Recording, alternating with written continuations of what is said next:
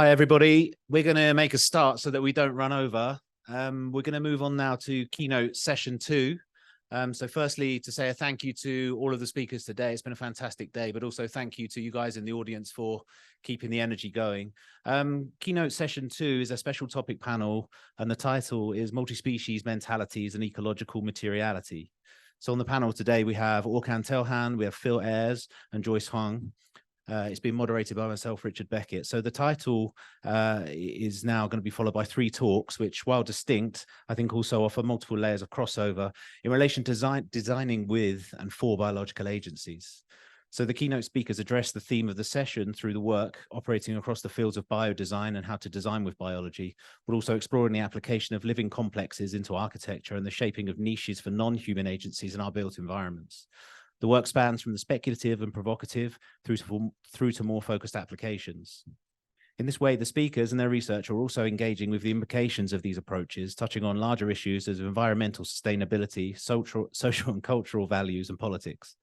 And within these social political issues, notions of ethics, equality, social justice, and biodiversity are informing a framework for new design habits.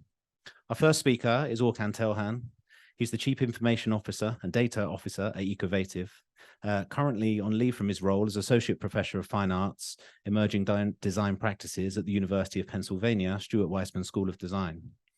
Orkan holds a PhD in Design and Computation from MIT's Department of Architecture.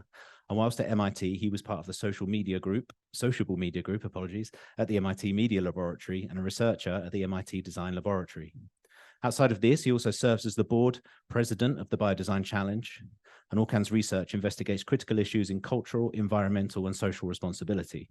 On top of all that, he was also recently described in a magazine article as the magician of biodesign. So we look forward to seeing some of his tricks. So I'm going to pass you over to Orkan. Thank you.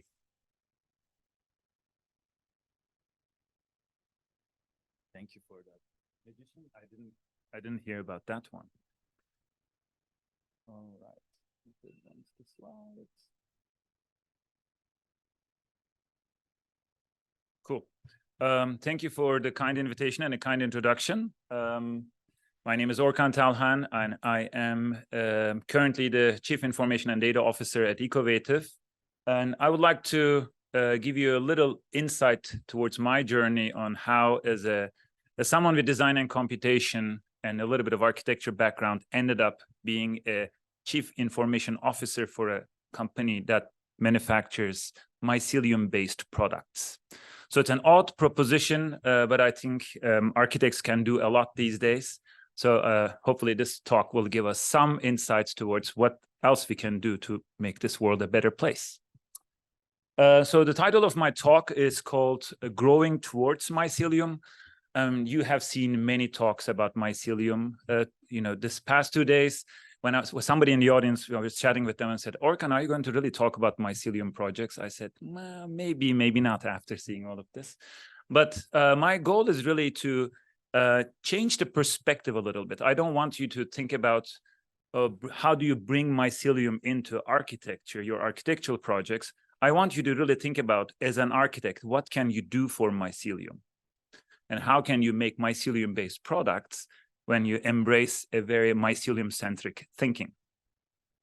So I come from a background in design, interdisciplinary design. I studied product design, architecture. Terry Knight was my PhD advisor, just to put a little plug here.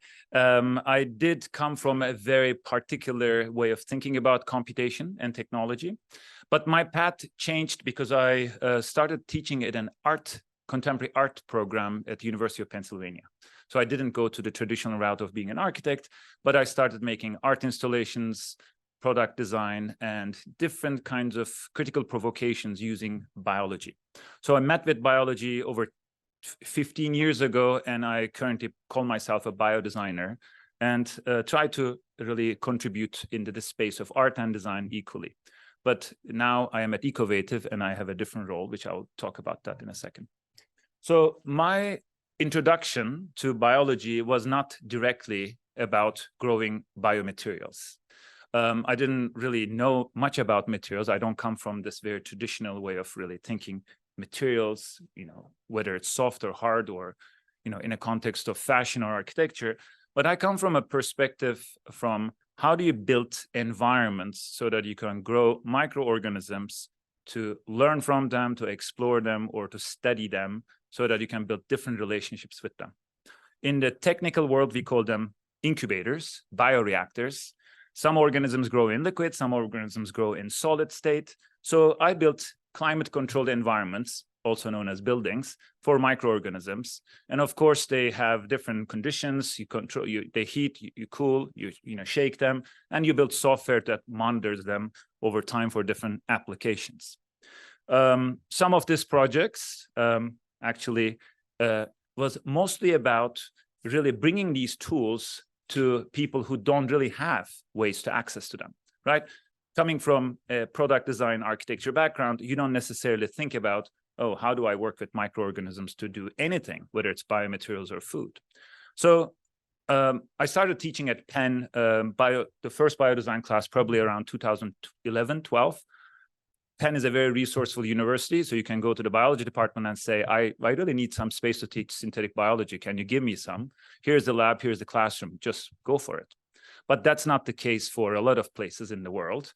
And even if you want to teach biodesign, you don't want to go to a biology department to really bring all your messy design tools to really work with biology. So I wanted to bring biology back to the design studio so that you can build you can grow your organisms next to your 3D printer, your laser cutter, on other fabrication tools. So what you're seeing in the image is a bioreactor. We used to call them bee reactors. And we gave one to a fashion designer and let them grow organisms in these little syringes, and then dye their threads with different microbial inks, microbial dyes, and then stitch them on a canvas. So to jeans, and then sell them on Etsy. So no biology lab, no biology knowledge, but just growing microorganisms in safe and sound ways, and really exploring how to work with biology. So accessibility, which is a theme that came up a couple of times in the past 2 days, is important when we design tools. I also like to show both the tools and the prototypes of what we do with the tools in the same space.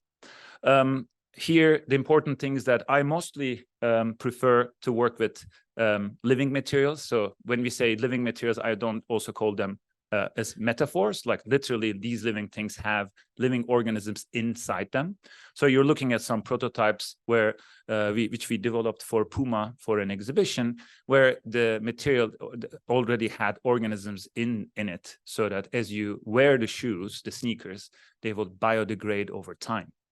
So safe shoes, safe organisms, GMO, non-GMO, how do you keep them under control, and how do you really design a product? These are all open questions. But again, my interest was not really to think about a new biomaterial, but rather how do you design with a living organism and really have a relationship with it, which also affects the life cycle or a performance of your sneakers.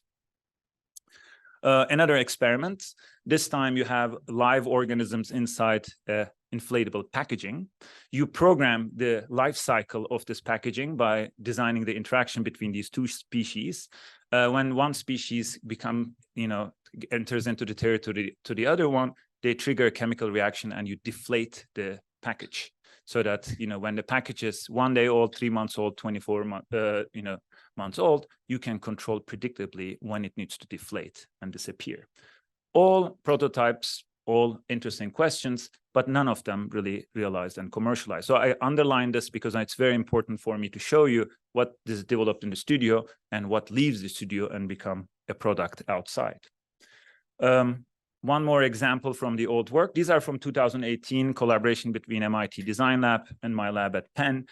This time, not the tool itself is important, but growing the organisms with the tool. In this case, you're looking at algae. How do you build enclosures, also known as other kinds of architectures for algae, so that they can sense the carbon dioxide in the environment and respond to it? So as you run in a more polluted environment, higher carbon dioxide triggers more color change, and then the patches that you put on your body tells you to stop running and go back home. This was also exhibited in 2018 in the Milano Design Show. These days, I work at Ecovative, and the paradigm that we work there is called the foundry, the mycelium foundry. The previous examples that I show you, building tools and building products, were called microbial, and they were in the microbial domain, so I would call them microbial studio. But there's a little bit of a scale shift, and I will, use the word scale a couple of times today. There's a little bit of a scale shift where you start growing things not in your studio, not in your desktop, but literally in a farm environment, in a big manufacturing environment. So you grow real products that have standards, that have certain certifications that they need to meet. Otherwise, they cannot be sold in the market. And I also brought one of these packages with me so that you see that. We saw a lot of pictures today, so I wanted to show you like really real mycelium in a real package. And if you can see it at the end of the show. So I wanted to show this today. I think I saw the same picture in 4 presentations already. And I wanted to really show you one more time, because I really wanted to really ask you, what do we really see when we look at this image? Think about it. You see, a drawing, a figure, and then I put a photograph next to it so that, it gives you a little bit more information. But when we look at this drawing, the problem is the seeing part. You really think that you're seeing mycelium, but there's really no mycelium in that drawing, because mycelium is really the relationship between that species and its environment. There's lots of other species around. You don't see the pH in the environment. You don't see the RH in the environment. You don't see the bacteria in the environment. The photographs gives us a little bit more clue, but on the microbial scale, these drawings are misleading. You really have no idea what's going on there. So I wanted to show you this because sometimes it's also important to acknowledge the limits of representation. When you start seeing mycelium in a particular way, these networks of fibers that are going inside the substrate, it just literally limits the way you think about mycelium, or you imagine mycelium in different contexts. So we'll come back to this, but I just want to show you this today because I wanted to distinguish the traditional way of thinking about mycelium, which is the mycelium that grows in the substrate. And I put a little note here. Let's treat mycelium as an organism and not a material for the next couple of slides. I'm going to show you a different version of that in a second.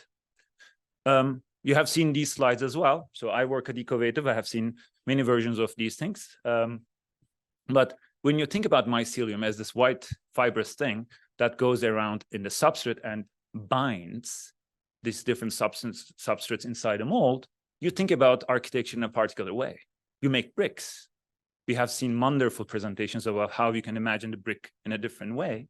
But mycelium inside with its substrate inside a mold makes a very particular type of brick. So it literally actually limits the way you think about brickness of a brick when it comes to the mycelium. Same thing with packaging. If you grow mycelium into a mold, you can make amazing packaging. But is it really is it really what you should be doing with mycelium? No. Let's look at a couple of different options. This is another drawing. We haven't seen this in this presentation or in this conference. I might missed it if we did. I wanted to show you this because there's also a different way of thinking about mycelium that is above the ground. Mycelium can depart its substrate. Mycelium is a 3-dimensional organism. It shoots its network of fibers anywhere. Again, if you think about mycelium only as a network of fibers, but because of its relationship with its environment, it departs.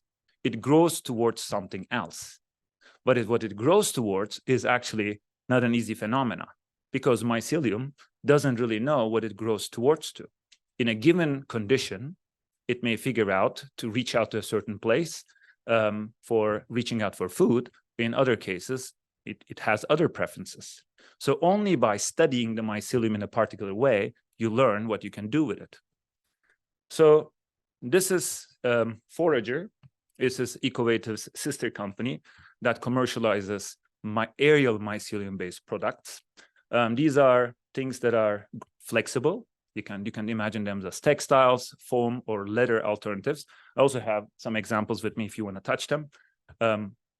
But it is made of aerial mycelium. And the here you don't see the organism itself, you see the products themselves, but because this is after 10 years of experimentation with that particular phenomenon of growing aerial mycelium, now there's other opportunities to imagine the organism in a different way. You can also make bricks, but aerial mycelium allows you to think about many different directions. You start to think together with mycelium in this case. So I'll give you a little bit of what I do to be able to really contribute to this adventure. When I was invited to really join Ecovative, I was making these liquid incubators that you have seen in the first slides, and I was an academic at my position at the University of Pennsylvania. And I was invited to build a research platform to do a high throughput screening of these different kinds of behaviors that mycelium and aerial mycelium may exhibit in different environments. So now you can think about many different architectures, many different incubators running in parallel, where you can run hundreds or sometimes thousands of experiments so that you can really explore what else mycelium can do. So this is a step in the research process that allows you to really think about how you can identify the behaviors, identify the recipes, identify the right modalities so that you can start manufacturing with mycelium. Well, but that's not the only way to think about mycelium. Mycelium that's grown in a petri dish, in a tube, or grown in a big chamber behave very differently. So you need to experiment at multiple scales at the same time. So while you're doing high throughput, my fonts are not looking good, you can also think about how you can grow mycelium in higher volume. So you make more of it, but while you're making more of it, you also you ask different kinds of research questions that you cannot ask in a smaller scale. So you grow on a cellular scale in a petri dish. You have seen lots of good pictures of it.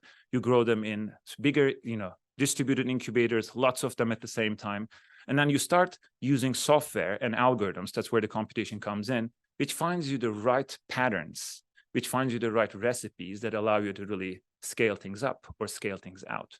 Because one of the goals of Ecovative is really not to grow everything in their own farms, we call them farms, but really distribute manufacturing in a different way.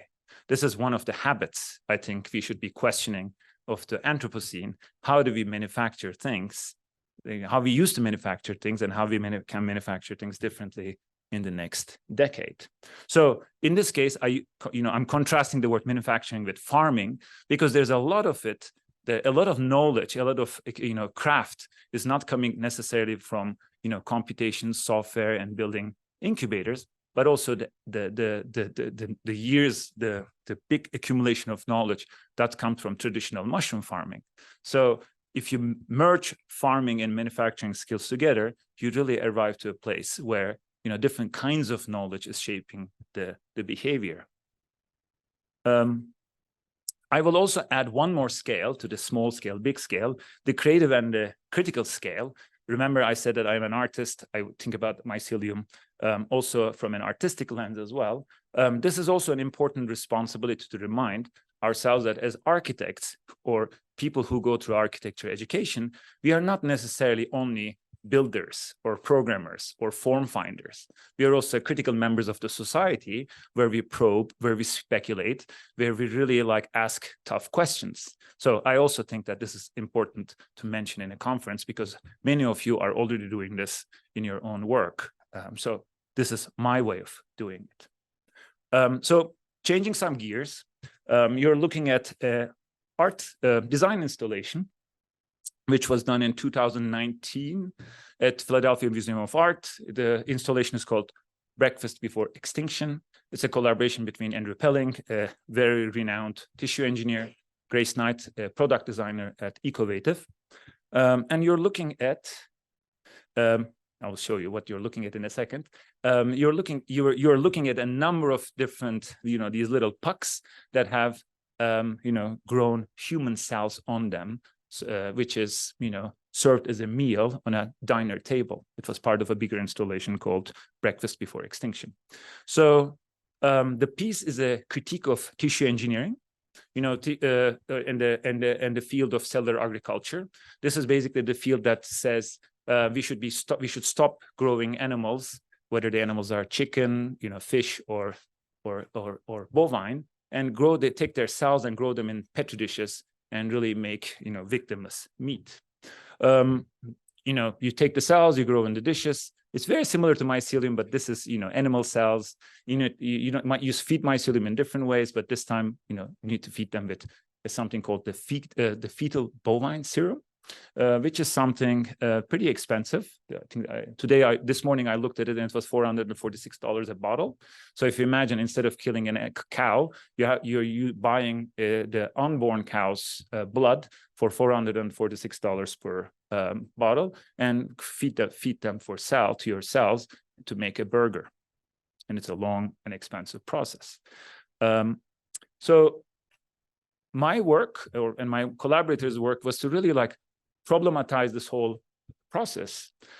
Is tissue engineering now the ability to take cells from different animals and really grow them in a petri dish to offer us a solution for a very overcrowded planet, so that you don't instead of killing them, you just grow them in your dishes. We decided to really ask the question a different way. Instead of being solutionist, instead of saying that why will this ever work, we said, let's look at waste products, right? As architects, designers, we really like to look at waste products and try to really find a system to bypass this whole fetal bovine serum situation. We found out that there's a lot of expired blood, human blood in hospitals that you can actually use for growing cells. And we also looked at tissue engineering as a fabrication method. So if we take cells, human cells, and if we feed them with expired human blood, and if you put them on mycelium scaffolds, this is where the aerial mycelium comes into place. As you can see, that they're nicely patterned as snakes, eating their own tail. After you grow them for about 3 months, they turn them into these blobs of meat. So I kind of call this tissue engineering as a manufacturing method, but it's not very different from cancer itself. These are cells that are growing outside the human body. Now they're seated on a mycelium scaffold. It has a very tectonic relationship with mycelium itself, because mycelium spreads the cells onto the surface. It becomes a support structure in lots of architectural terms that are used in one sentence. And eventually you make these blobs of meat. Let me pause here. I just described you that this is a project about growing human cells on expired human blood to make these blobs of meat. Obviously, if you look at these close things, it is a pretty speculative idea. And it's also, again, a good way to think about how does this actually work? If somebody shows you the picture of this and you look at this stuff, it's like, okay, is this really going to work? Is this going to happen? If you do this 3 months to yourself, that was the big idea about the project. It's not about eating somebody else's human cells, human blood on these mycelium scaffolds. If you do this on your own for 3 months and build these little scaffolds, would you actually eat that tissue that you cultivate from yourself? So underneath this weird blobby thing is mycelium, but you're looking at your own cells. These are cells that are not from me or from collaborators. We obtained them from a cell bank because of some ethical reasons. It's really difficult to work with human cells with consent. And I just put that little word here, consensual consumption, because ultimately, where you source your microorganisms, where you source your mycelium, where you source your living things has to be with consent, right? I don't know how many of you ask yourself that question of consent when you think about biomaterials. It took me a while to think about this. And consent in this case is really, probably the most important, the most consensual relationship you can have in this world is with yourself. So if you eat a part of yourself, it shouldn't be a big problem. Of course, this is a fairly controversial topic. Lots of news and media outlets made a big deal out of this.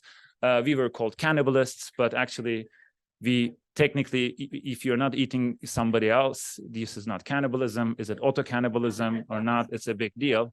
But remember, underneath all of this is these amazing mycelium scaffolds. New York Times made it on its cover in the art section. They were not worried about mycelium or tissue engineering. They were really worried about, or they were really wondering why people reacted so much to the idea of growing your own cells for human consumption.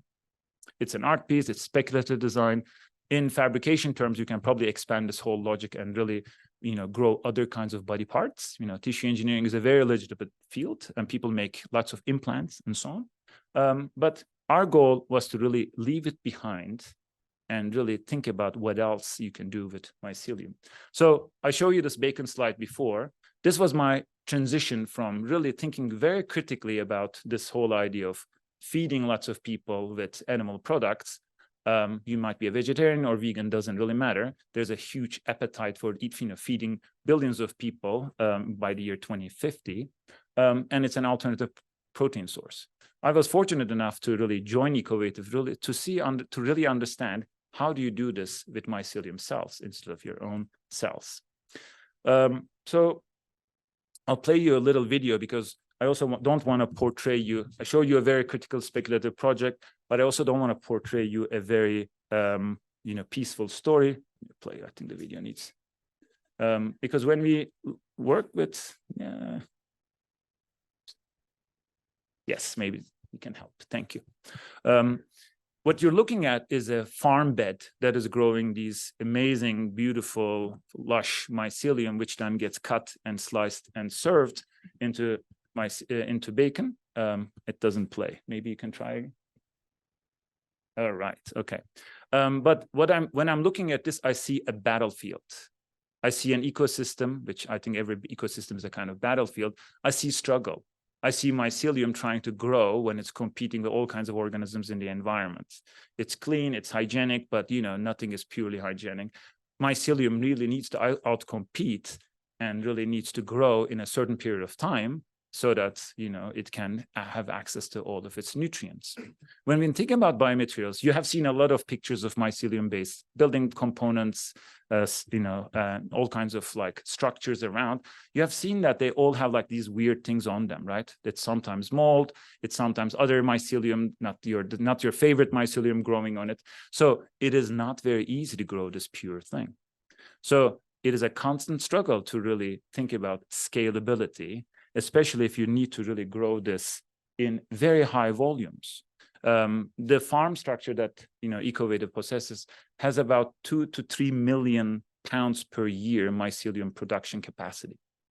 So you need to grow these things so pure, so clean, so hygienic, and you have to consume so many ingredients. They have to be sourced, ethically, with the right dollar amount so that you can be profitable. So there's a lot of economics involved in making this beautiful material.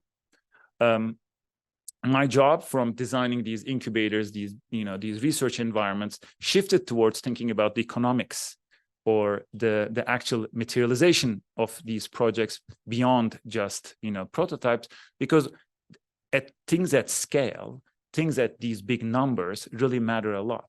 And I think a lot of these things really need architects and architectural thinking to really think through and solve some of these problems so that they become profitable.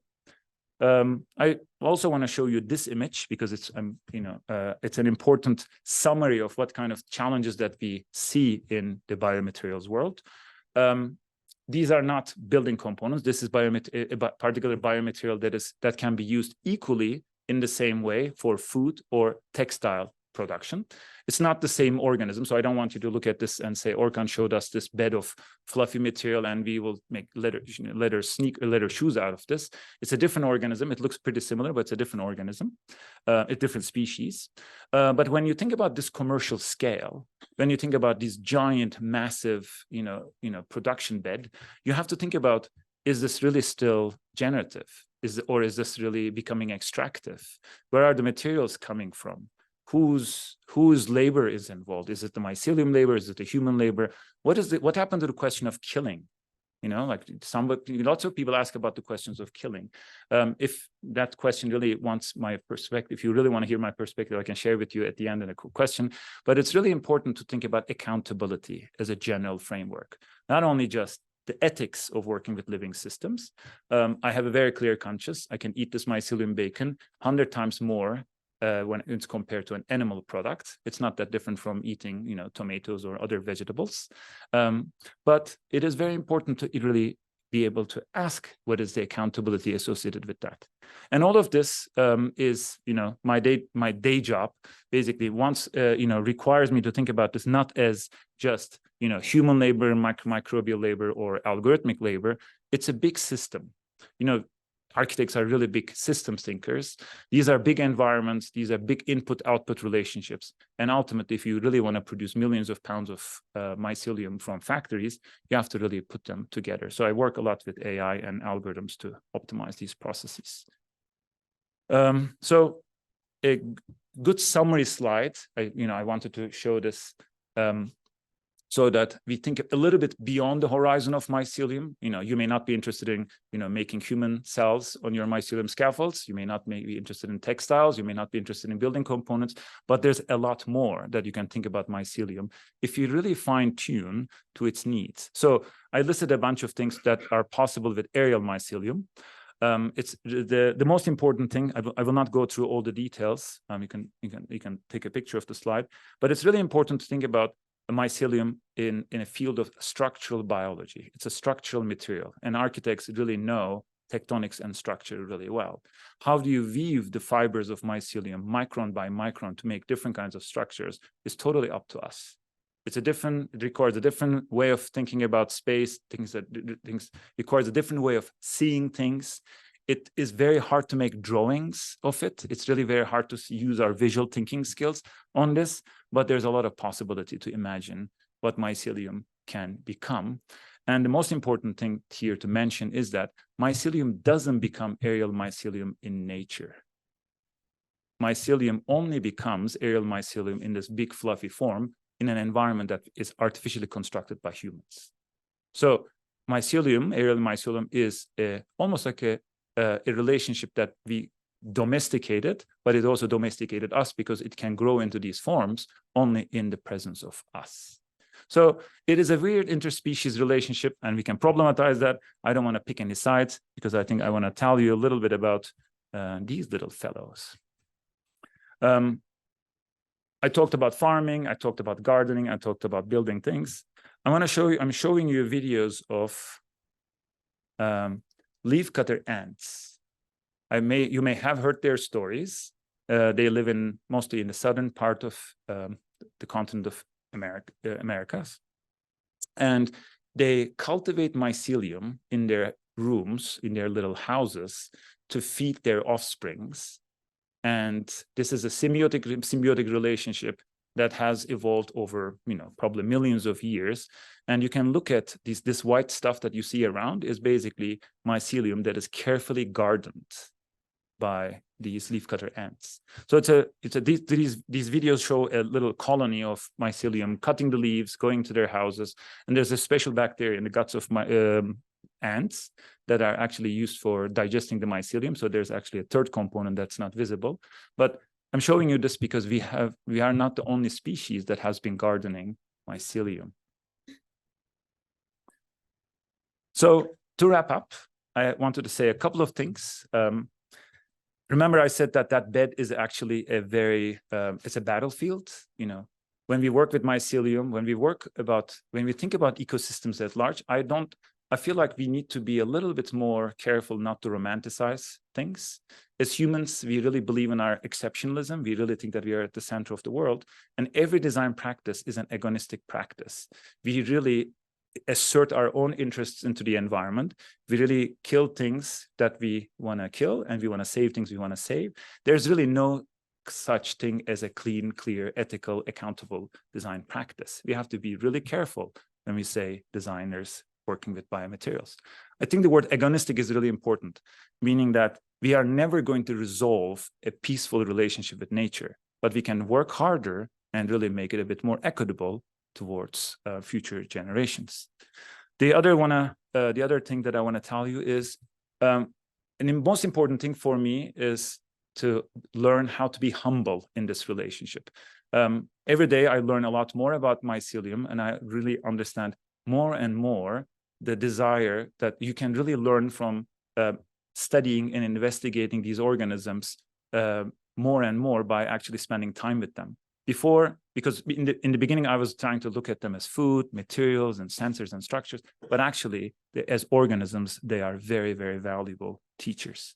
So I think I'm going to finish here. Maybe I'm a little bit out of time, but my last thing is that in the introduction, it's mentioned that I'm the board president of the Biodesign Challenge. Biodesign Challenge, in 30 seconds, it's a different community of designers. And some of you might already be participating in this, familiar faces. It's not a design and computation community. It is designers working with biology in their own ways to address ethical, critical, social, and cultural questions. And please, look at BDC, the Biodesign Challenge. And if you have questions, please find me, and I look forward to hearing your questions at the end. Thank you.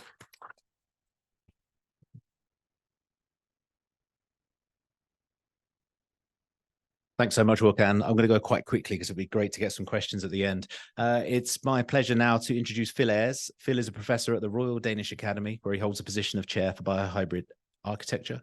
The design research within this chair focuses on the development of novel materials and architectural systems that incorporate living complexes, including through the making of composite materials or as intrinsic elements of architectural structure.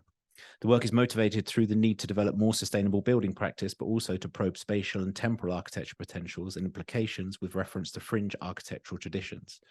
Phil has led a series of EU projects, including Flora, Robotica, Fungal architecture, and more recently, the newly funded EIC project, Fungateria, which I think you're going to see now. Thank you, Phil. Thank you, Richard. And thank you to the ACADIA team for extending the invitation to come here. And for me, it's a really fantastic moment to reconnect with the ACADIA community. I've been dipping in and out of it since, I think, my first ACADIA was Savannah, Georgia. Does anyone remember what year that was? 2001, 2002? So, I've been dipping in and out, and I really see this community as a model. We could talk about the Mississippi and how it meanders, and passages of energy and matter and information begin to change, and the ACADIA community meanders across these different territories, but somehow it maintains its particular identity. And that identity, I think, is shrouded within ideals of sharing, knowledge sharing, and within a kind of creative design research, rigor, which I find really fascinating. And it's been really nice to see this kind of change in the particular dialogues that are going on over this last 2 days. So I'll just familiarize myself with this unit. The title of the talk is Sensitive Scaffolds, Cultivating Spatio-Temporal Dialogues with Living Complexes. I'm going to start off with this video here. Now, the kind of negative effects of architectural production and use are well quantified, and we've been hearing the metrics of these over the last 2 days. And this really is across notions of resource use, waste, energy, and also emissions. We see here, in a broader context, an image from industrial production, which really is extractive. And we see here this ingot. This is the third time that energy has been put into this matter. What you're seeing on this roller bed, the machine that's actually pummeling that high energy material is a 50 megawatt machine, one of 3 along the line. And within the space of 2 minutes, it takes that ingot and bends it down to 1 millimeter, 2 kilometer thick piece of metal. So, we see here that, this really, as a paradigm of extraction, is really deeply unsustainable. We see that in many ways, it also perpetuates notions of colonialization.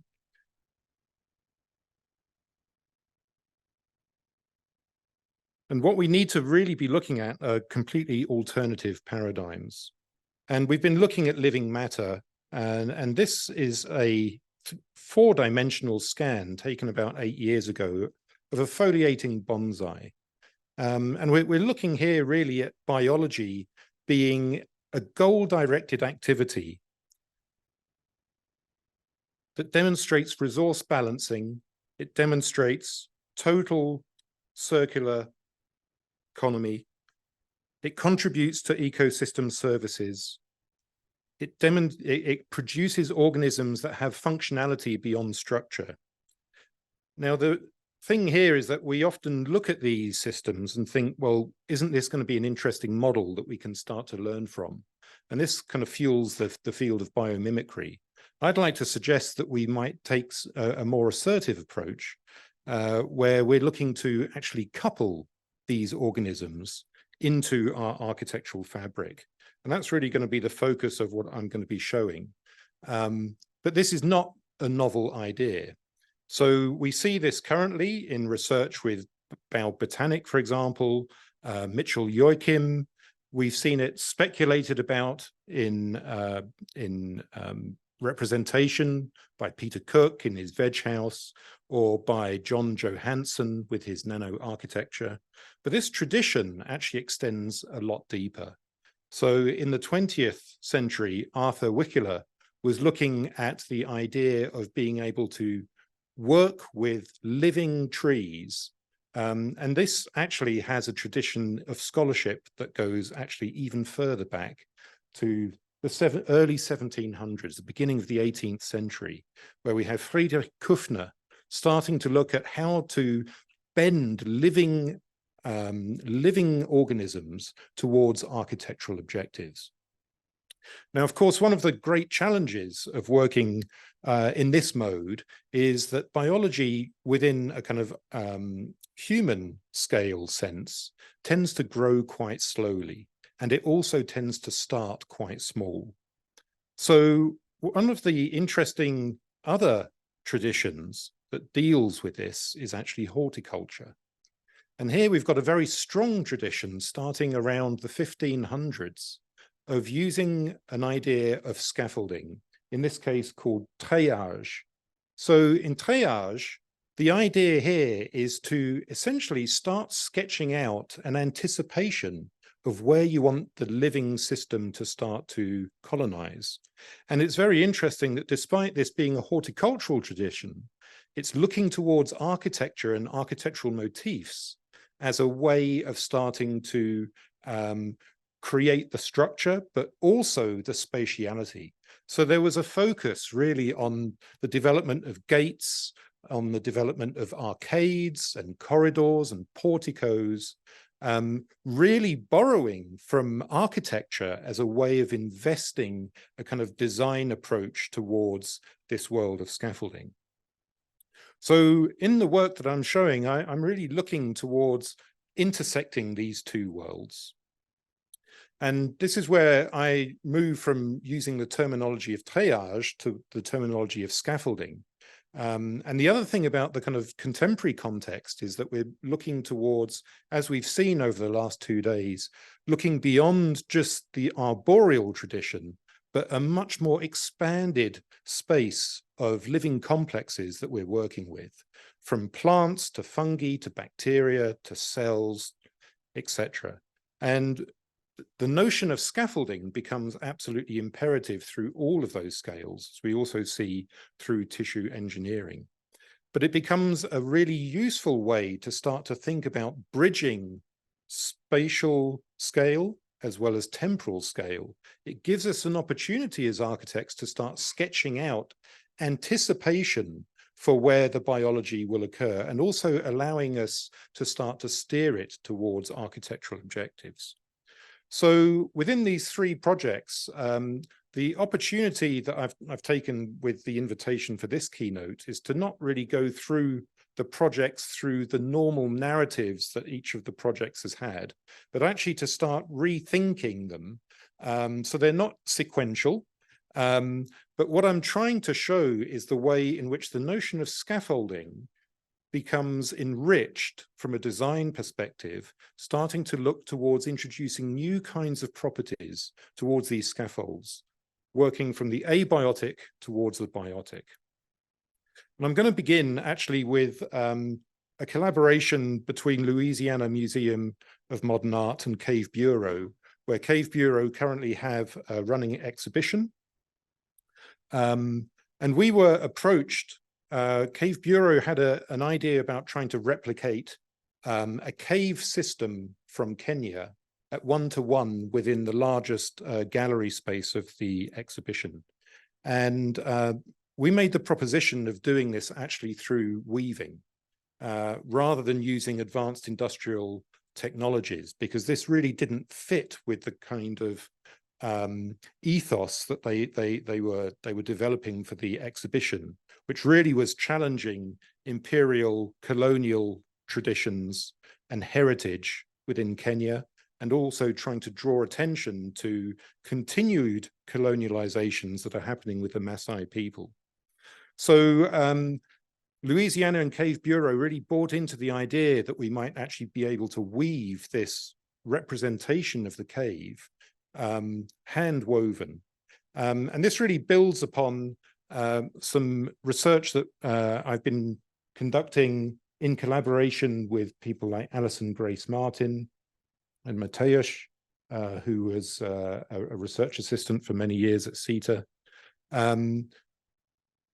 And the aim here is looking at how it is that we can start to leverage the principles of Kagome weaving, which actually embody really interesting methods of being able to achieve complex morphologies using very, very simple systems and straight stock. So you can see here that our effort has actually been in trying to instrumentalize these logics, starting to create systems where, firstly, we can dictate particular vertices and start to change the topology of the underlying mesh in a principled way to be able to achieve the morphologies that you're seeing here. And what's fantastic about this system is that essentially through weaving, we can generate any morphology that can be described by a manifold mesh. So in terms of starting to scale this up, because we had never really had the opportunity of making anything quite so large. This is a 300 square meter weave. Techniques where essentially every singularity that is actually the double curvature inducing moment within the lattice is given a unique identifier.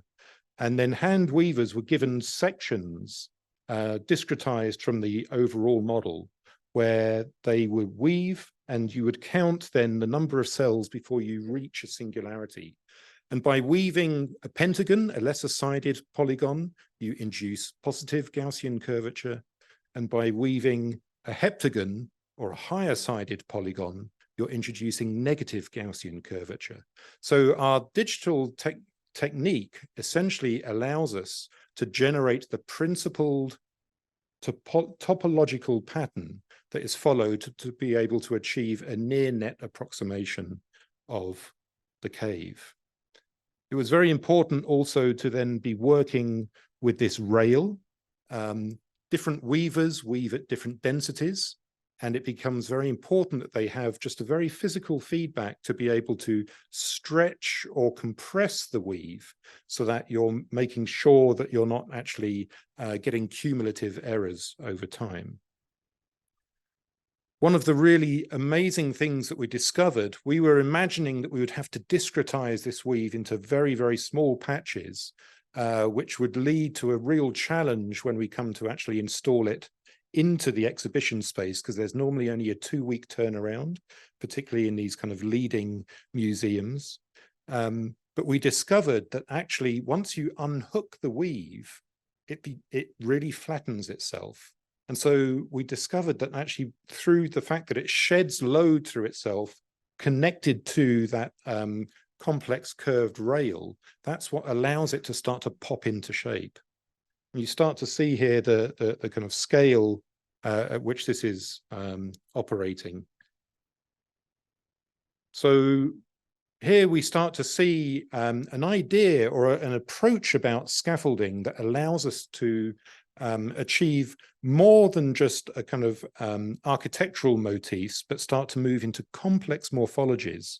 And this becomes very important if we're starting to think about these scaffolds as surfaces that we might be inviting colonization of, because it starts to allow us to really control particular kinds of quality and microclimate. So within the Fungal Architectures project, and these are the partners within that project, we were really employing the Kagome as a way of starting to steer conformal growth, thinking about it essentially as a stay-in-place scaffold and surface reinforcement for mycelium composite. This is part of the design development. Our partners, Mogu, they license from Ecovative. They produce products in the form of mycelium floor tiles and also mycelium acoustic tiles. And their business model is really about the idea of creating replacements of more polluting materials. In this project, what we were really keen on trying to do is develop a new kind of architecture. Given a new material, what are the architectural proclivities, or what are the kind of new ethics and new values that we might be able to instill through rethinking architectural typology? And so here we start to develop an architecture that is poised between building and landscape. It's kind of poised between notions of growth and notions of decay. It exhibits attributes that are somewhat archaeological, but also in immediate development. But one of the really, and here we start to see the use of this kind of scaffolding system, where the scaffold is both creating a surface for compliance for the growth of mycelium, but we can also be thinking about that same logic as a way of creating a structural grid shell. And this is really where this Kagome work is moving towards. Here we're seeing a direct translation of the interlacing method using solid beach 60 by 30 members. And this becomes really interesting because what it allows us is a direct transfer of the exact craft to create load-bearing structure that has no mechanical or chemical fixings. It's really held together by this network of reciprocal triangles that create a jamming mechanism. And it means that we can essentially create any morphology using straight strips of material.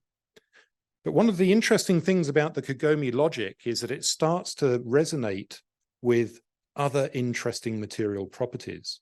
And this was first discovered by Iteru Soizu, or Siozi, apologies for the pronunciation.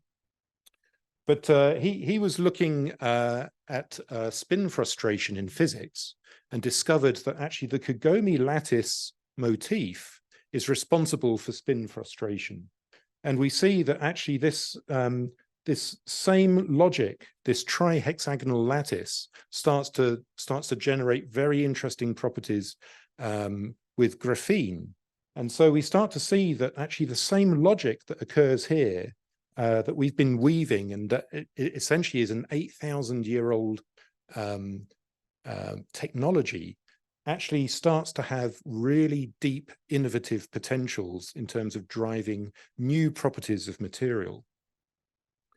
So in partnership with the Unconventional Computing Lab, which is led by Professor Andrew Adamatsky, in the Fungal Architectures project, he was looking at trying to essentially decipher the bioelectric signaling of mycelium. And he discovered that actually the signaling of mycelium is highly discriminatory. It can differentiate between different dimensions of signaling. So you get a different signal type based on a light stimulus compared to a mechanical stimulus. And this starts to become very interesting if we start to think about being able to populate a lattice with living mycelium that is generating signaling. On the same side, on the other side, with the Kagome lattice, because essentially we can be describing it as a cell network, we can start to implement cellular automata onto it. So we can start to invent a method of information transmission across the morphology, and the morphology actually affects the cellular automata because of the topology of that underlying network. And so this starts to set up the possibility of a very interesting dialogue, which really requires further research, but it starts to allow the idea that we can be using morphology from an architectural objective position to start having a dialogue with signaling of living mycelium. In the Flora Robotica project, we start to look at the idea of scaffolds that might exhibit artificial growth. And here, I'm really taken by Martin's notion of the axis of persuadability that he was describing yesterday. And here what we're doing is we've developed a machine learnt controller for persuading the plant to hit these targets. And the idea here was that we might be able to actually use this as a way of starting to get the plant to weave itself within scaffold configurations. So further than that, we could start to imagine that the scaffold might also respond to some of those changes, and it might start to grow itself. But to be able to do that, of course, we had to develop a representational framework and also start thinking about the methods of fabrication that this would belong to. Pointer seems to have, oh no, here we go. So here we start to physically investigate new kinds of morphology through this braiding technique. And here, this is the work of starting to develop the principled representation method using graph-based methods that then become populated by meshes that are tiled with different configurations to be able to represent essentially very principled, complex braids that are machinable. So this really kind of describes the logic of that design workflow. And this allowed us to do both structural simulation, really understand fabrication constraints, but also to produce information that could be fed into either a craft-based handmade production, a centralized robotic production, or a distributed robotic production. Now, one of the other aspects of the Flora Robotica project from our partners Cybertronica was to start to look at the idea that the plants and their bioelectric activity might start to allow us to train the plant to learn about its environment. And so they developed something called the Pavlov's plant experiment. And essentially here, what was happening was that they were training the plant. They were able to switch a light on and essentially train the plant in a closed loop system to be able to turn the light on when it needed to photosynthesize and to turn the light off when it had finished. Now, this starts to open up really interesting potentials in terms of understanding intelligence in essentially organisms that don't have specialized nervous systems. And these kinds of experiments, we're starting to see more and more of these, not just in advanced organisms, but also in unicellular organisms like slime mold that can demonstrate properties of anticipation and recall. This starts to open up really interesting possibilities for entering into really complex dialogues. And so here, what we're doing is we're starting to speculate about how it is that given the kinetic properties of essentially a braid, because this is based on quads, we can have very, very simple control mechanisms, only 3 axes of control, to be able to give a braid the possibility to squish down or to reach out and to bend over. And the prospect here is that you could actually start to give that control over to the plant. What happens when a plant starts to have a tool that it can learn to use? What kind of agency does this start to invite? So this idea about starting to really integrate very low-level mechanisms into structured configurations of braid led to a proposition for the Living Braids project, where we're using precursor muscle cells, or that the speculation, the hypothesis was that we could use precursor muscle cells, essentially as a way of giving control to different aspects of a braid. Now, these precursor muscle cells essentially are contracting under light, but they're not strong enough to be able to give any actuation. So essentially, they're just acting as an on-off switch. And this started to lead to a kind of computational logic across these scales, where we start to consider the idea of the living bit, the living computer, the living filament, and then the living braid, that it starts to exist at magnitudes of scale above the biological component.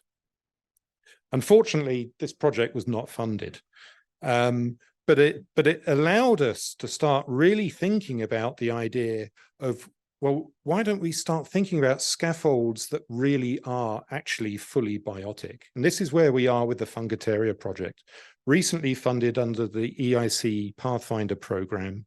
A group of both familiar partners, but also new partners to engage in some of the other aspects of this work. And the aim here is to start to work towards the co-cultivation of fungi and bacteria to start producing engineered living materials. Now, we heard about engineered living materials a bit yesterday, also in Martin's talk. These really are materials that comprise living cells. There is a synthetic biology component to them. And in our work, we're really thinking about the idea that the mycelium is acting as a scaffold for hosting the bacteria. And the reason for that is the bacteria can start to provide the functionality. Our synthetic biology partner has a whole range of tools for being able to start to manipulate that bacteria to have different functionalities under particular specified conditions. But there's also the opportunity that in the interaction of that bacteria with the fungi in the co-cultivation, that there is actually the bacteria begin to affect the cultivation of the scaffold. So we start to enter into this very interesting dialogue between these two different living complexes. And the effects that the bacteria have are related to growth rate, but also to branching topology. So the idea here is that by the placement of the bacteria, we can start to essentially alter the underlying topology of the growth, and that can start to lead towards higher scale performance in the materials that we might be able to use towards architectural objectives. And one of the really interesting things about the ELMs project is, and ELMs in general, is we're talking about completely new kinds of functionality that we can be introducing. And in this project, we're really looking at the idea of using the functionality of bioremediation, using the possibilities of mycelium to metabolize toxins within polluted sites. And so the project really has a whole range of work packages here, looking at different aspects in terms of engineering constituents, the production, sensing and computation, the lifespan, the modeling, and also the development of a digital twin, which we have with a new partner that's just joined, as well as looking towards the ELM futures. This is really a work package that's focused on the ethical, legal, and societal aspects of working with the ELMs, which is something that the EU is really pushing us to acknowledge. It was very interesting to see Orkan's representation of mycelium and the way in which he was talking about how the drawing really doesn't capture so many aspects of the mycelium growth. And this is something that we're very conscious of. It's becoming really important that we're developing new kinds of modeling method that are looking at the diffusions of gas exchange, nutrient uptake in the substrates, looking at the idea of distribution of enzymes, how that begins to affect the idea of static network in the mycelium, or actually, mobile biomass. This really is a minimal viable model at the moment, and we have a lot of development that's going to be building upon this. But really, from our partners at VUB, they're already beginning to demonstrate the idea of self-repair in these materials. So this is work by Elise Elsacker. She was also at HBBE under Martin Dade Robertson. I was expecting that he would be showing this work actually yesterday, but it's nice to be able to kind of point to the provenance that they've provided the opportunity for Elise in her postdoctoral position to work there, and this we're really kind of building upon the work that she's developed at the HBBE, and this is currently in exhibition at the Venice Biennale. What you're seeing 2 pieces back is actually a cut piece of mycelium leather. And here on the right, you're seeing that mycelium leather after it has self-repaired. So I'm just going to finish off really showing the fact that our project is part of a wider portfolio that represents about 30 million euros investment by the EU on engineered living materials. The aim here is to really open up aspects of the fact they're alive, they're sustainable, they're multifunctional. And from an architectural perspective, they start to open up the possibilities of thinking about new kinds of functionality, but also considering new kinds of program. These are the various projects that are under the portfolio, and they're looking at a whole range of different applications. This is very interesting that the ELMs here really is application agnostic to start with as a concept. We're looking at common challenges beyond the specific applications that occur here. I'm not going to talk about this slide because time is pressing, but this really talks about new kinds of the need for new kinds of representation, but the ways in which those representations actually have historical traditions in architecture. Finally, I'm just going to plug Fabricate because there's such an overlap in our communities.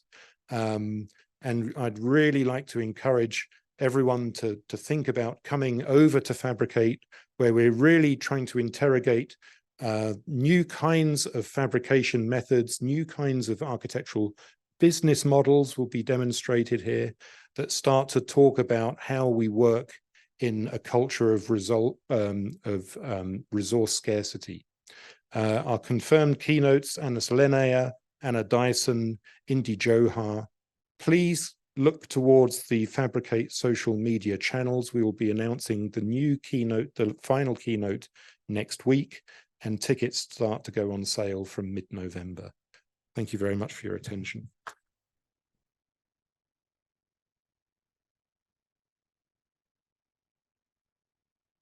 Thanks so much, Phil. Our last speaker is Joyce Hwang.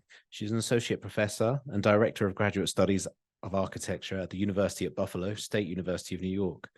She received a post-professional Master of Architecture degree from Princeton and a Bachelor of Architecture degree from Cornell, where she was awarded the Charles Goodwin Sands Memorial Bronze Medal. She's also a registered architect in New York State and founder of Ants of the Prairie, an office of architectural practice and research that focuses on confronting contemporary ecological conditions through creative means. In addition, she is co-organizer of the Hive City Habitat Design Competition and a co-editor of Beyond Patronage, Reconsidering Models of Practice, published by ACTA. Joyce.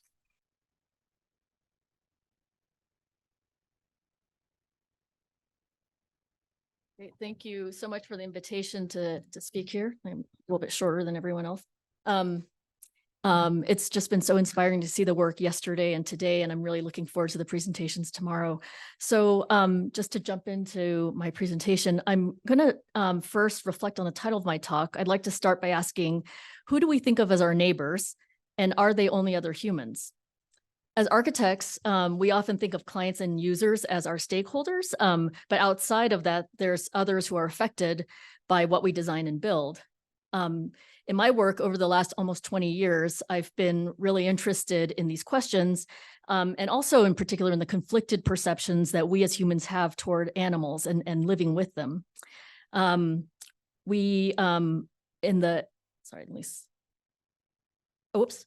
is a little laggy.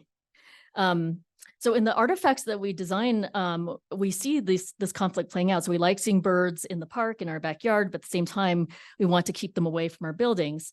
And under-maintained sites, such as these, are typically great for habitat, but oftentimes things like this are perceived as places without care, with a lack of care.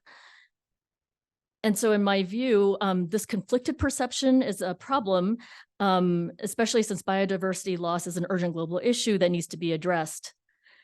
And so many years ago, I was thinking about ways to reconsider buildings to include habitats through some speculative projects and sketches such as these. And simultaneously around that time, I started developing a number of small-scale installations to test out some of these design ideas. So for example, in my first installation, which is Bat Tower, it's the project in the lower right-hand side, I was interested in developing a bat habitat, a functional bat habitat, but at the same time to kind of, to draw from the tendency that bats have to kind of live in tight spaces, but also to kind of make a project that, where there's a kind of spatial idea about layering thin spaces and crevices together. And the overall project was a kind of large conspicuous tower that's both a sculpture and a sculpture park, but also a habitat that was consistently covered with bat poop or guano.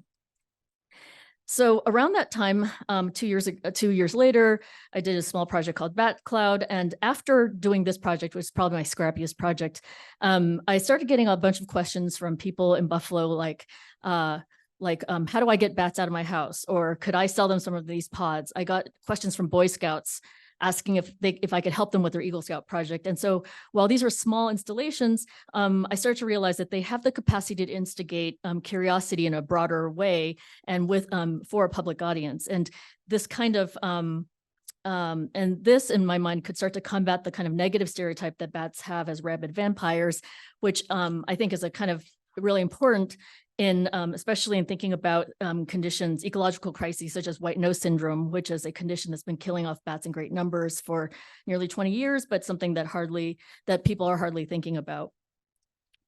And so I began at that point also to think about the impact of small scale projects and how they can become sort of activist works as well. How might they be perceived in a kind of broader context, and thinking more pointedly, about things like bird glass collision, which, as many of you know, is one of the kind of major leading causes of bird deaths in urban areas, since birds can't see transparent or reflective glass. And there's already a number of organizations that are taking on these issues, but I've been interested in exploring these ideas in a more visceral way. So this is a project called No Crash Zone. It's a temporary renovation of a glass window to make visible the logics of bird strike prevention through this graphic interference pattern on the glass.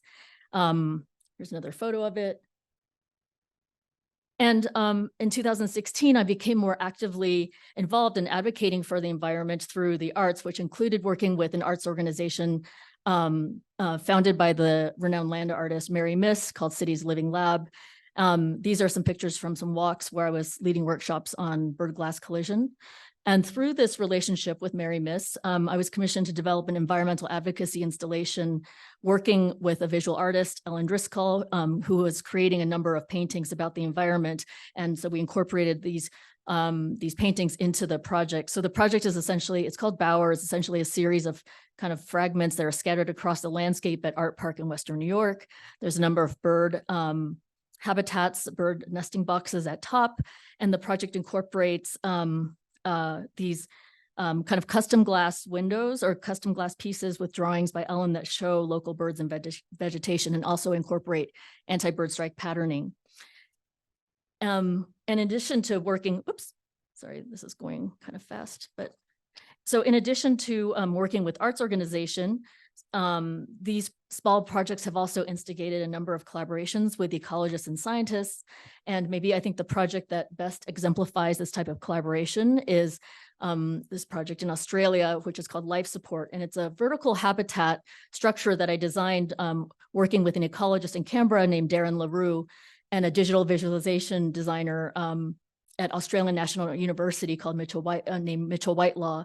And the project really began with Darren's research into the ecological value of very large old trees in enhancing urban biodiversity. So when large trees are cut down, they're typically made into kind of firewood or mulch. But here, armed with Darren's research, we decided to make use of this tree and kind of worked to basically get this tree removed in as few pieces as possible. And so after it was taken down, it was transported to an ecological offset zone called Bear Hill. And this is the tree being moved. Bear Hill is a site in Canberra that's undergoing a process of landscape regeneration. As you can see, this whole land has been deforested. All these pink stubs are trees that were planted recently.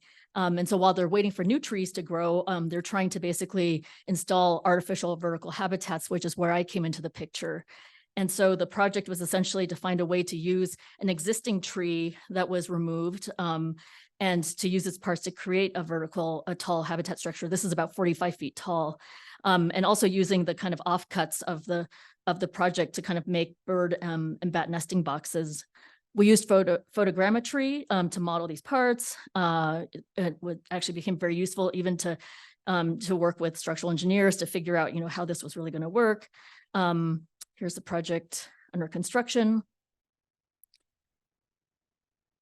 And it was completed in 2019.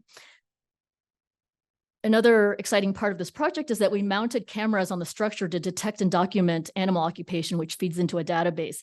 So from the first 6 months, there were actually 1,500 bird observations captured from 24 bird species, which was significantly higher than what was recorded previously. We were really kind of just amazed with just our kind of collaboration as well. So we even made a diagram about it and wrote a paper about it. But one of the things I reflect on here is how, and you probably remember this from professional practice class, but how we can rethink the seemingly clean logics of the architect's triangle and reveal instead more messy relationships between collaborators to describe the nature of shared authorship, and also how these kinds of relationships complicate and intensify one another.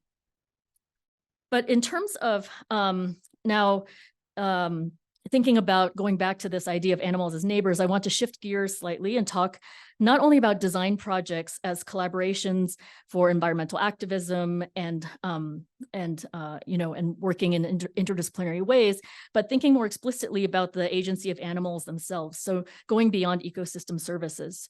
This is a project called To Middle Species with Love. It was developed as an installation for Exhibit Columbus in 2021 in response to the theme of new middles. This is, I started thinking about, the idea of middle species in contrast to flagship species. So we typically think of certain animals when we think of conservation, but what about the animals around us and the animals that are part of our neighborhoods, that are community members? Who are the animals that are there that we are overlooking? And to start with this project, I made a trip to Columbus, walked around with a lot of bat detection equipment, which you see here, looking for sites, but also looking for bats. And also thinking about elevational strata. So who's occupying spaces above in the air, who's below.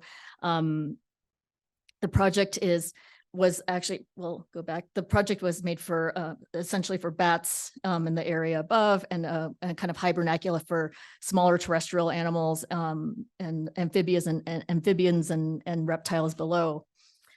The project was located in Millbrace Park. It's essentially a series of 9 towers that are arranged in a way that where the towers are kind of acknowledging each other, as well as the existing tower in the background, which is a building by Stanley Sadowitz, and the park is by Michael van Valkenburg. the project was sited at the confluence of two rivers at the edge of this park, aligned with some of the nearby trees. And because it was in this kind of flood zone, there were a lot of amphibians in the area. And so this idea of like stacking stones, dry stack stones, was actually really important for habitat in this project. Since it's located in this kind of flooding area, these stone bases were actually used even as we were installing the project. So as we were installing the project, toads were starting to kind of trying to hop into the project. And one of the things we noticed is that the toads were actually smacking themselves against the steel. So the base was actually a little too high. So we actually had to modify it slightly and kind of stack the stones a little bit differently to allow them to enter. And so here's the project overall. So kind of amplifying habitat in the area. It's a place for people to walk around, place for people to sit. And I think one of the kind of interesting things about the project as well is that I had the opportunity to collaborate with the Indiana Department of Natural Resources and with the biologist who loaned us a bunch of bat detection equipment. And so in case you're not familiar, bats, we can't hear them with the human ear. They communicate at a frequency that's too high for us. So their voices are translated in this way. This is what a bat sounds like.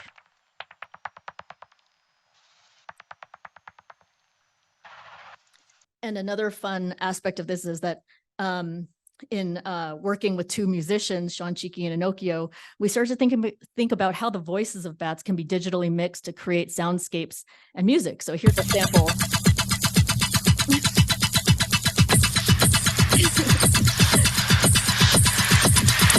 Okay, so so this bat music and the idea of creating, a kind of sense of non-human charisma was really important for me in moving beyond the notion of ecosystem services. So in other words, how do you move it beyond this idea of the environment serving us as humans, and instead thinking about the environment as our community?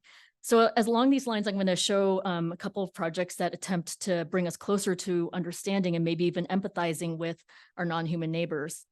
In 2019, I worked together with Nerea Feliz, and who's a faculty member at UT Austin. We worked together as Double Happiness. We worked on a project to promote species awareness in at Matadero, Madrid, which is a former slaughterhouse that's now an arts institution. And this project, which is called Hidden in Plain Sight, is part of a larger project called Cyber Garden, which Orkan was also a part of. We were in this project interested in insects in particular and vegetation, and specifically thinking about the kind of what we were told to kind of think about was the nature-based solutions for addressing urban heat island effect in Matadero's public plazas. So we were interested in kind of these topics, but also in the idea of vision and perception of insects and how we can begin to kind of bring this experience to human audiences. So here are some drawings. Here's some drawings showing, point of view from insects. The proposal was essentially a series of pavilion-like structures that serve as planters for pollinator gardens, seating, and other amenities. And here's the exhibition at Matadero. We developed a number of prototypes. There were planters for trees, pollinator gardens and places to sit, refuge for caterpillars. There was a project that we called Arthropod Cinema, which would be a place where you could see a nightly show of insects. This is one called Human Cocoon, which was a spot where humans could sort of gather in an intimate sort of semi-enclosed space and look through apertures at the world as if you were an insect. And so you might see something like this. This was our kind of like our drawing of what insect vision might look like. We worked with a filmmaker named Don Sueos, who produced a video for the exhibition that would approximate insect vision. So insects see certain colors. So this is what a field of flowers might look like to a butterfly flying through. This is called butterfly vision. There are certain colors they can see. There's certain colors they can't see. So we were interested in just trying to understand what the point of view of an insect might be.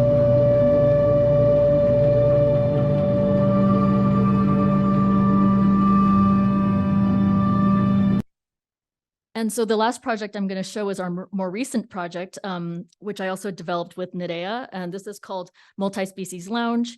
It's a commission from the Bentway Conservancy in Toronto to develop a public installation to bring attention to the ecologies in the neighborhoods around the Gardiner Expressway, which is a massive highway in Toronto.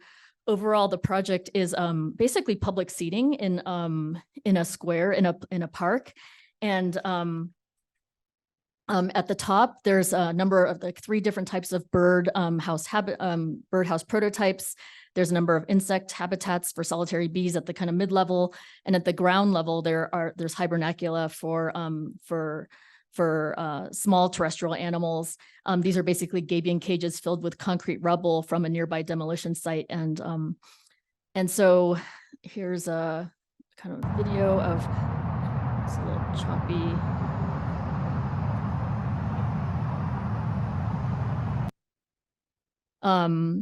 It was conceived of as a lounge, so a public space.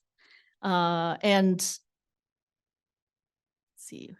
Yeah, so another aspect of the project was a kind of UV reflective patterning that we put on the habitat boxes that you see here. And this was our way of attempting to approximate the way for humans to see how animals might see. So insects and birds see UV reflective light, and which is why some kind of bird safe glass has UV reflective patterning on it. So here's. This was during the launch in Toronto. Patterning on the habitats.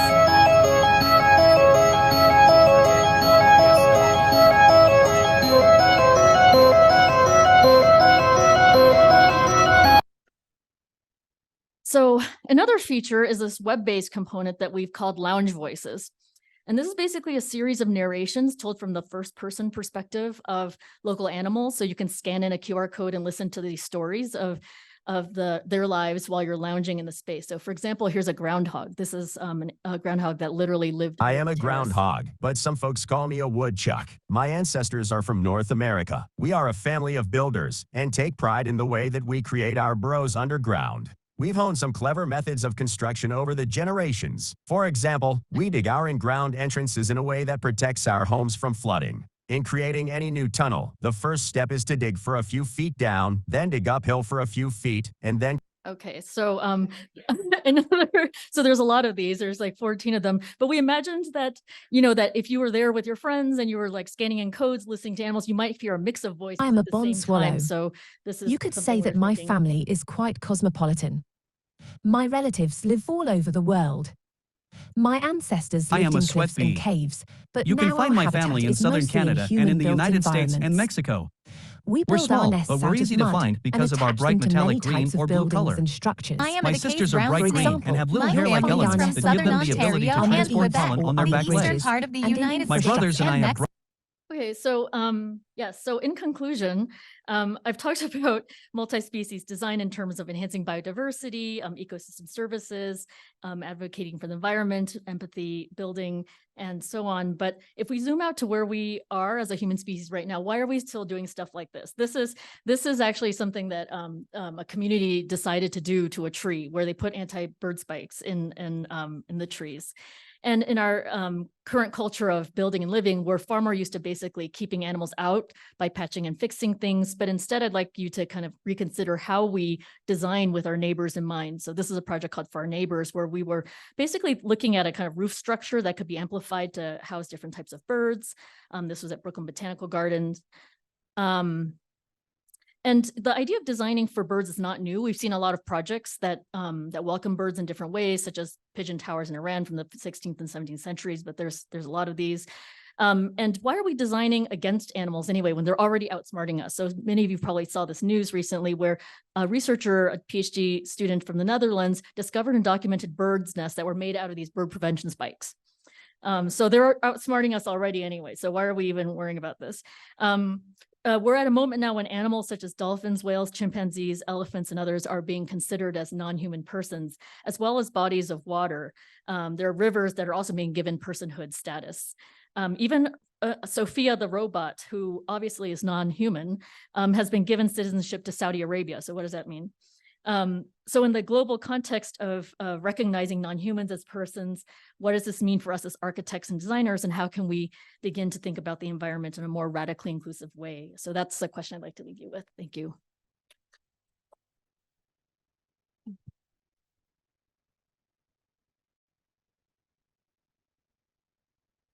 Amazing stuff. Thank you, Joyce.